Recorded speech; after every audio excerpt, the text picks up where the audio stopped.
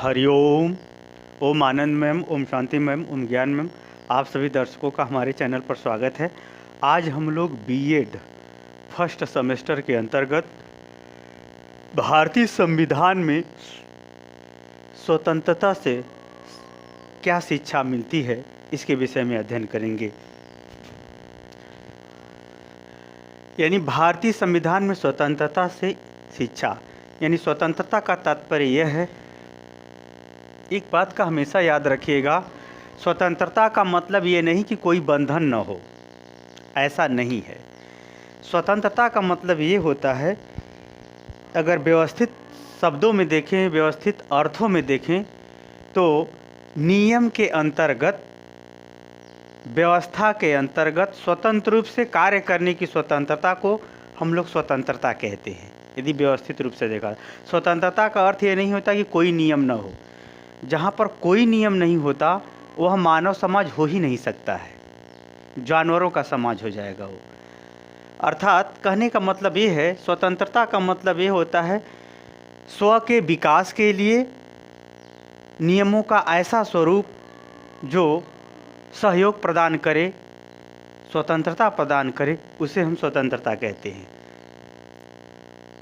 अब भारतीय संविधान में स्वतंत्रता से संबंधित क्या क्या सीखने को मिलता है, क्या क्या जानने को मिलता है और किस प्रकार से हम स्वतंत्रता का उपयोग करके अपने व्यक्तित्व का विकास कर सकते हैं, समाज में व्यवस्थित रूप से सामाजिक जीवन जी सकते हैं, इसके विषय में क्या शिक्षा मिलती है, इसको हम लोग देखते हैं। पहले इसकी देखते हैं हम व्यवस्था। भारतीय संविधान में स्वतंत्रता की क्या व्यवस्था है। अगर इसका देखा जाए तो भारतीय संविधान में भाग 3, भारतीय संविधान के भाग 3 में अनुच्छेद 19 से लेकर 22 तक स्वतंत्रता के संदर्भ में वर्णन किया गया है। इस जो स्वतंत्रता है भारतीय संविधान के अंतर्गत मूल अधिकार के अंतर्गत आता है। तो उसमें जो है भाग 3 के अनुच्छेद 19 से 22 तक स्वतंत्रता के संदर्भ में वर्णन किया गया है। हम उसको अब थोड़ा सा क्रमशः देखते हैं कि क्या क्या वर्णन किया गया है और उससे हमको क्या सीखने को मिलता है, इसको देखते हैं। पहला है अनुच्छेद 19। अनुच्छेद 19 में है अभिव्यक्ति की स्वतंत्रता। यानी अभिव्यक्ति की स्वतंत्रता का यहाँ अर्थ है कि व्यक्ति जो है अपनी बात को, अपने व्यवहार को अपने व्यवहार को किस प्रकार व्यक्त करे, किस प्रकार प्रदर्शित करे, या ये कहें कि वो प्रदर्शित करने के लिए स्वतंत्र किया गया है। जैसे बोलने की स्वतंत्रता, बोलने की स्वतंत्रता प्रदान की गई है सबको, चाहे वो कोई भी हो, गरीब हो, अमीर हो, कोई भी हो, उसे बोलने की स्वतंत्रता भारतीय संविधान अभिव्यक्त करने की स्वतंत्रता प्रदान करता है। और वहीं दूसरा अगर स्वतंत्रता का देखा जाए तो अभिव्यक्ति के अंतर्गत शांतिपूर्ण ढंग से एकत्रित होना, यानी किसी बात को लेकर के आप किसी एक जगह एकत्रित होते हैं, वो भी एक प्रकार की अभिव्यक्ति है। चाहे पक्ष में एकत्रित हो, चाहे विपक्ष में एकत्रित हो, वह भी एक प्रकार की अभिव्यक्ति ही मानी जाती है, इसलिए इसकी भी स्वतंत्रता प्रदान की गई। वही तीसरा अगर देखें अनुच्छेद 19 के ग में अगर देखें समूह बनाने की, अगर कोई आप संगठन बनाना चाहते हैं, कोई पार्टी बनाना चाहते हैं, कोई समूह बनाना चाहते हैं, कोई संघ बनाना चाहते हैं, तो इसकी भी स्वतंत्रता भारतीय संविधान अनुच्छेद 19 के अंतर्गत प्रदान करता है। और चौथा है आवागमन की स्वतंत्रता। भारत में कहीं भी आप निर्विघ्न रूप से आ जा सकते हैं, इसकी भी स्वतंत्रता प्रदान की गई है। भारत में कहीं भी निवास कर सकते हैं, इसकी भी स्वतंत्रता प्रदान की गई है। और आजीविका, यानी आप ये याद रखिएगा, आजीविका यानी हमको जीवन जीने का अधिकार, इसलिए कमाने खाने का हमारे लिए रोजगार चाहिए, यह भी अधिकार अनुच्छेद 19 के अंतर्गत प्रदान किया गया है भारतीय संविधान के अंतर्गत। याद रखिए, जो लोग रोजगार की मांग करते हैं वह इसी के अंतर्गत आता है, आजीविका का, यानी सरकार से हम आजीविका की मांग कर सकते हैं। यह भी स्वतंत्रता प्रदान किया गया है मूल अधिकार के अंतर्गत। अगर वही अनुच्छेद 20 की हम बात करें, अनुच्छेद 20 में जो स्वतंत्रता का स्वरूप है वो क्या है, अपराध के दोष सिद्धि के संदर्भ में। यानी कोई अपराध हुआ है, यदि कोई गलती हुई, अपराध किससे कहती है, जो जानते बूझते गलत व्यवहार किया गया है उसे अपराध माना जाता है। तो इसमें जो स्वतंत्रता प्रदान की गई है, इसमें यह प्रदान किया गया है स्वतंत्रता कि जिस समय अपराध हुआ है उसी समय के कानून से आपकी जो है सज़ा की व्यवस्था की जाएगी।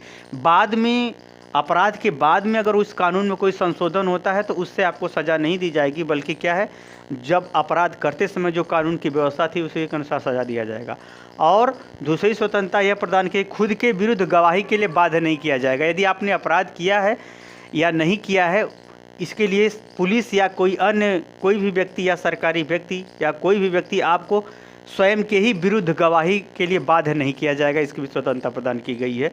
ये अलग बात है कि इसका दुरुपयोग करते हैं लोग। और एक अपराध के लिए एक ही बार आपको सज़ा दिया जाएगा, यह भी स्वतंत्रता के अंतर्गत यह प्रावधान किया गया है। अनुच्छेद 20, अनुच्छेद अगर हम 21 की बात करें तो अनुच्छेद 21 बहुत इस समय चर्चा में भी है। कुछ 2-4 साल पहले प्राण एवं दैहिक सुरक्षा, यानी हम प्राण और शरीर की सुरक्षा का अधिकार जो है हमें अनुच्छेद 21 के अंतर्गत प्राप्त है।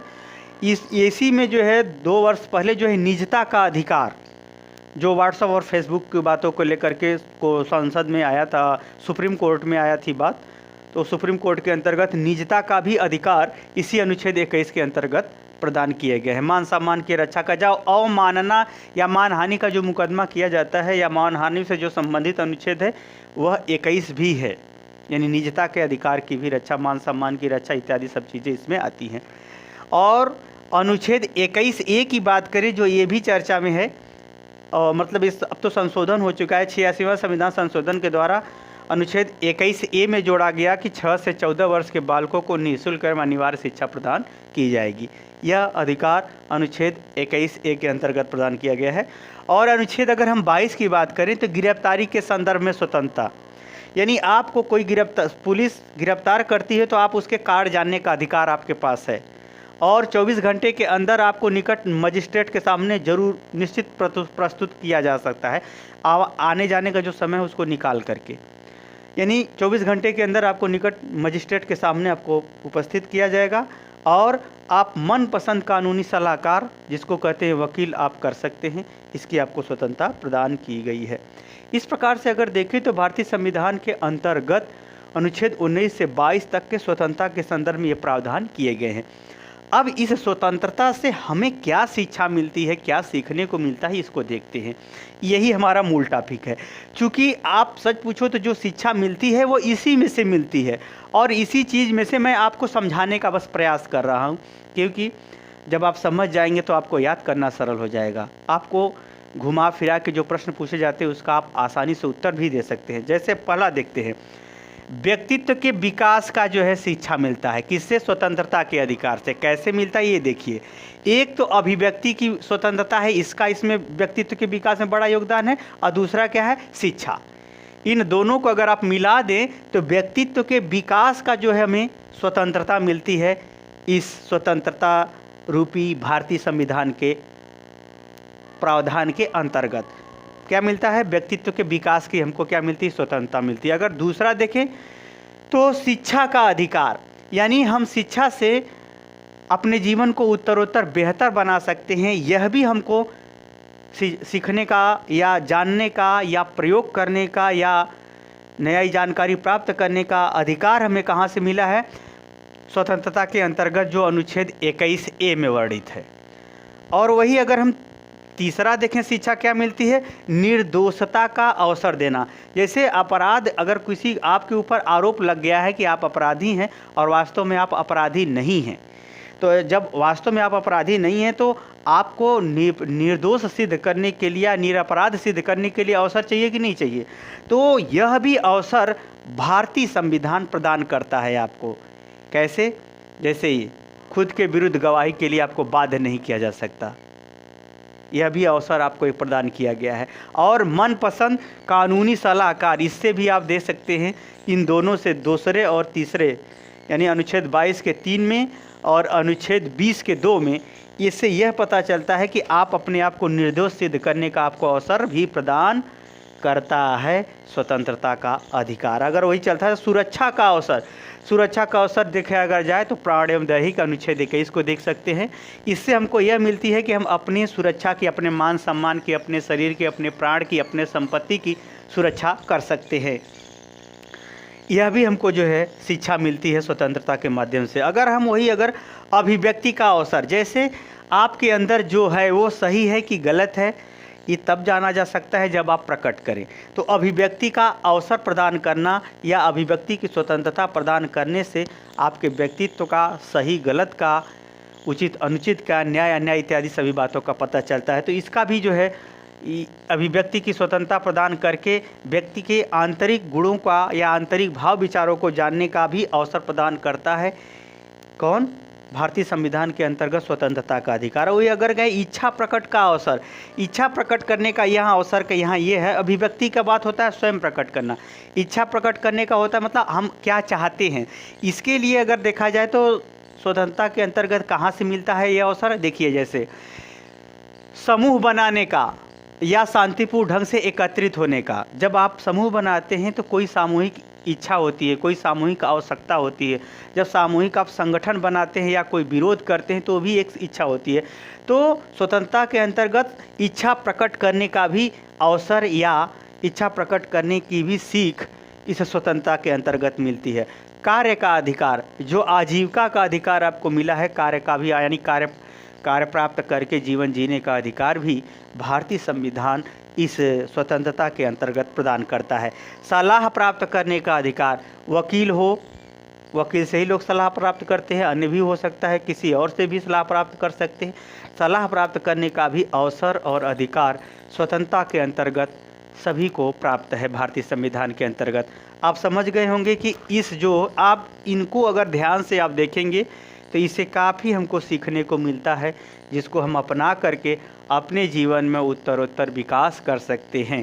कौन कौन सा? व्यक्तित्व के विकास का, शिक्षा का प्राप्त कर सकते हैं, निर्दोषता को सिद्ध कर सकते हैं, सुरक्षा और अभिव्यक्ति का अवसर प्रदान है, अभिव्यक्ति कर सकते हैं, अपनी इच्छा प्रकट करके उस आवश्यकता को मनवा सकते हैं और कार्य का प्राप्त करके अपने जीवन को या बेरोजगारी को दूर कर सकते हैं। और सलाह के माध्यम से हम अपनी उचित व्यवहार या उचित अभिव्यक्ति या अपना पक्ष व्यवस्थित रूप से रख सकते हैं।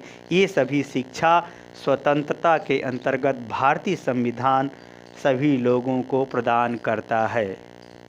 आप समझ गए होंगे कि इस भारतीय संविधान के अंतर्गत स्वतंत्रता से किस प्रकार की लोग शिक्षा ग्रहण करते हैं, कौन कौन सा चीज़ सीखते हैं, जिसके माध्यम से वो अपने व्यक्तित्व का विकास करते हुए स्वस्थ और व्यवस्थित नागरिक बनने में सफल होते हैं।